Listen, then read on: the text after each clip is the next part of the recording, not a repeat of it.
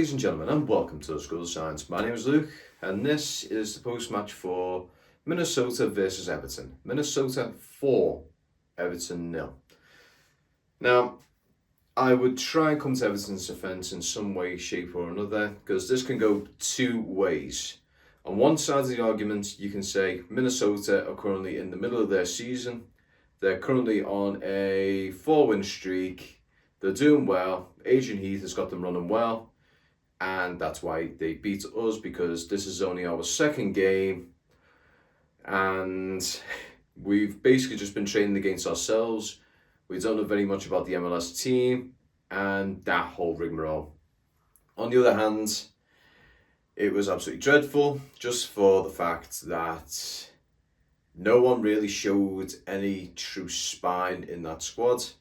Everyone they almost looked like they were out of practice. The passing wasn't working. Anytime they were trying to hold up play, they were pretty much getting taken out of possession. They weren't putting the right challenges in. The defence almost seemed like they'd lost their heads. There was loads of things you can talk about in both sides of the argument. And to tell you the God's honest truth, this hasn't done well for Everton's image, trying to reform themselves and trying to make themselves into a better team. I personally found that game almost quite hard to watch. I made a reference to A Clockwork Orange near the end of it because that's how it felt. I actually felt like I had to hold my eyelids open to try and watch it, and it was actually torturous to watch. Now, there are people who are going to defend that and say, yes, I felt the same, and there's going to be people who are going to say, actually, I think you're full of crap, Luke. It wasn't that bad and all that stuff. Because, to be honest, we're pros from that game.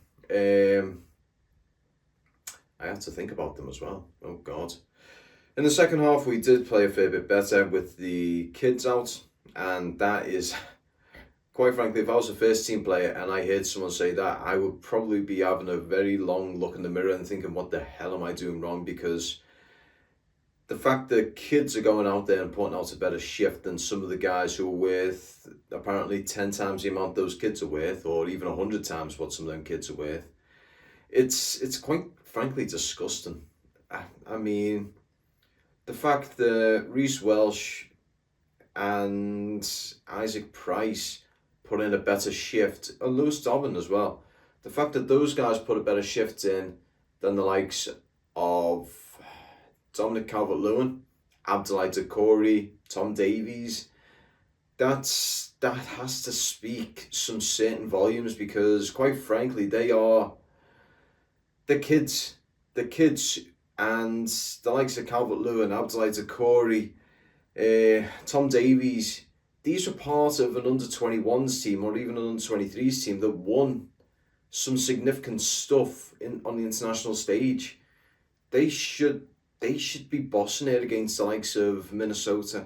Now, that's not to say anything against Minnesota. Quite frankly, the team that went out there were more than willing to absolutely bring the fight to us. They played an absolutely magnificent game against us and made us look terrible. We honestly made Minnesota look like a prime Barcelona. And that's not me trying to butter up Minnesota, because they quite literally did look thousands of times better than us. And that's just the simplicity of it. They were by far better than us on the night from the word go. I mean, granted, in the first half we had moments of brilliance where we had little sparks where we were able to put them under pressure and everything, but they were few and far between. And normally after that, Minnesota basically almost brushed themselves off and went, right, that's how you do it. Okay, here's how we do it. And they did better. They peppered at us left, right and centre. And I'm more than willing to argue for the first one being whether it be a penalty or not, because of the way his hand was positioned. Tom Davies was essentially he had his hands was back and he brought them back out, and he was unfortunate enough to have the ball bounce off. I mean, quite frankly, the Man City game, that was more of a blatant handball than what you had there. But you know what? It's that decision. Michael Keane, Jesus Christ, mate. Sort it out. Seriously, just sort it out. You've got an old teammate there The two of you should be in great sync with each other, and you've had moments of that. Now, one thing I will say, they did have moments of great defending there. The two of them did work well, but you shouldn't be putting it into your own nets like that. Mistakes like that cost us goals, as you more than well know. So shit like that, you can't be doing more. I feel like he has a mistake in him every game. And unfortunately, more than not, it ends up leading to a goal. Now, I thought with James Tarkowski there, someone who knows what Michael Keane's like, he might be able to, sort of cover his shortfalls. And 90% of the time, he did. But it was in that situation where Michael Keane was meant to cover for Tarkowski because Tarkowski wasn't able to get the ball away. He ends up screwing it up by doing a slide and sliding it into his own net. How do you do that? I'm not even at a professional level, and even I would thought that was a rookie move. But yeah, Niels Nkuku, this is one where, I'll be honest, he's not a left back. He's a left midfielder, in all goodness sake. He can grow, he goes forward great, but coming back he's absolutely dreadful. So in that situation, we need to be putting him on the left midfield instead of left back. So you have it, so you've got Vitaly Mykolenko and Niels Nkuku in the same squad, in the same 11, and that will probably work better than having Nkuku playing as a left back. In regards to Nathan Patterson, to be honest, he looked like he was out of his depths in that game, and quite frankly, it's going to come to him in time. I'm more than willing to be more forgiving for that guy because he's not even had half a dozen games for us yet. And honestly, he looked like a guy who hasn't had half a dozen games for us yet. He looks out of his own... He looks out of his league right now. But I think with due time, he's going to come right. But in all honesty, we need another right back. Because Coleman at the moment's injured. Patterson's not cutting the mustard yet. I think after the Blackpool and Dynamo Kiev game, he might be a little bit more in pace. But I think what's probably going to happen is we're going to start with Coleman, and he's probably going to have to be bled into the squad properly. So what will probably happen is the Chelsea game, it's going to be Coleman starting it. 60 minutes, 70 minutes, Patterson will come in.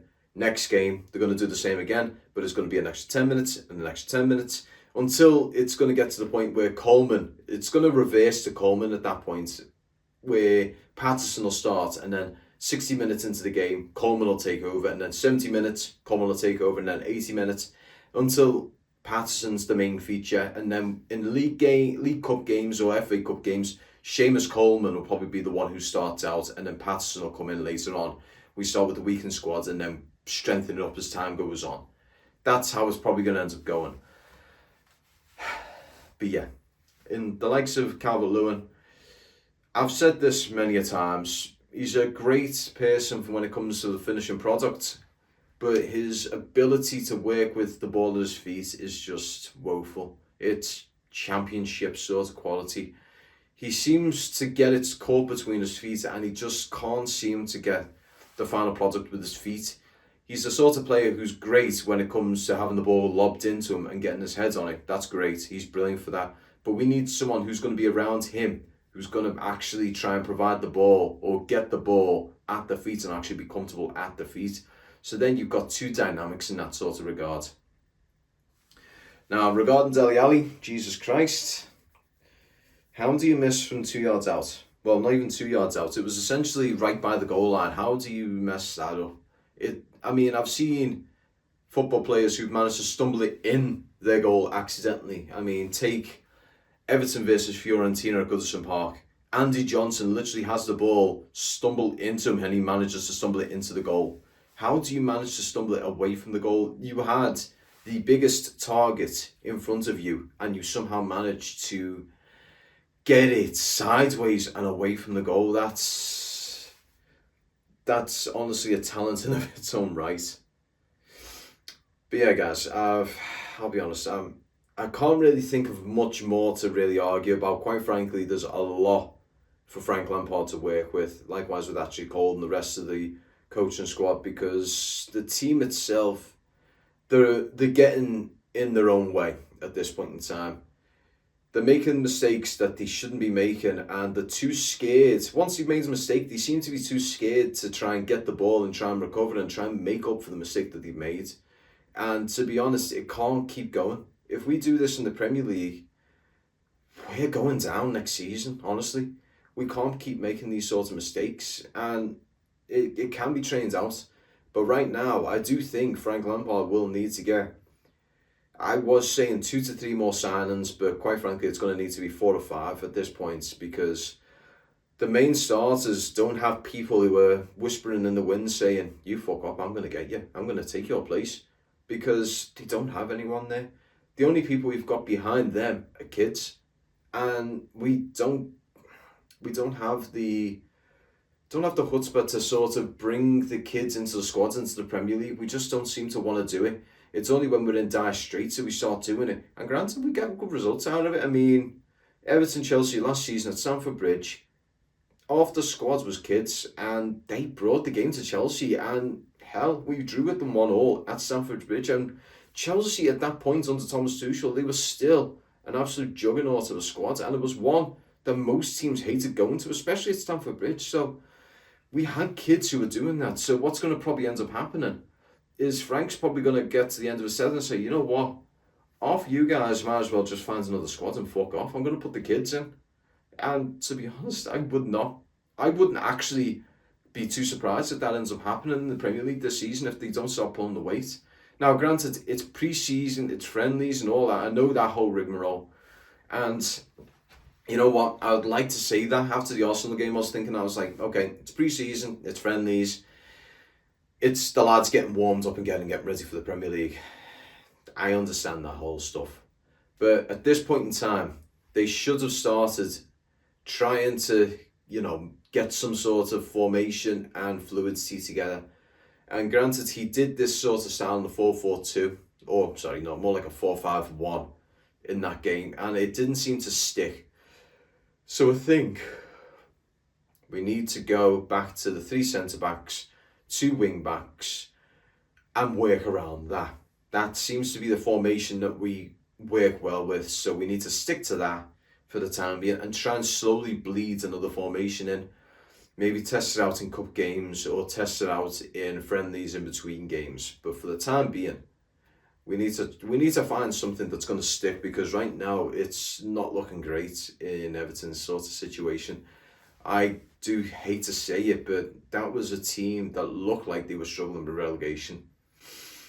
But in any case, guys, I would like to thank you all very much for watching. I am sorry this one's such a bleak video. I try not to be a bleak person with these sorts of videos. I try and have a positive outlook.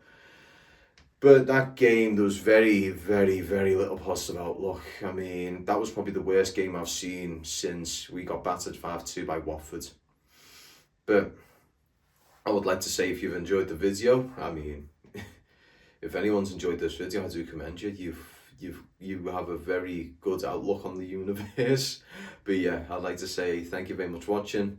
Don't forget to like, comment, subscribe. I'd like to say a huge thank you to all my patrons. If you want to be like any of these guys and get your name in the sidebar, get ad-free content and early access to any of the Bramley Moore stuff, why not go over to the Patreon and become a part of the School of Science Superfans. Now we have got 2 tiers there. First one being the cup of coffee tier. Now that's essentially just like getting a pound out of your pocket, giving it to me and saying, "Look, I like what you're doing. Here's a pound on me. Get yourself a cup of coffee." Has no perks, has no benefits. It's purely just a £1 donation. Now we have also got the £3 School of Science Superfan. Now, as I said, that gets you early access to the Bramley Moore footage. It gets you ad-free content across my entire channel. So all the videos I've uploaded so far are pretty much on there on a timeline where you can watch them without having to listen to stupid ads left, right and centre. Also, you get your name in the sidebar here, and you also get, after a set period of time, you get a School of Science sticker. Now it looks like the old first generation logo, and you can use that in however way you want, whether you want to use it as a sticker on your laptop, a sticker on your desk, a sticker somewhere in the street on a lamppost outside of Anfield facing Bill Shankly. You can do with that sticker whatever you feel is fit. But in any case, guys, I'd like to thank you all very much for watching. I'm sorry this was such a bleak one. I will make a much more positive video when it comes to doing Bramley Moore. So take care and peace.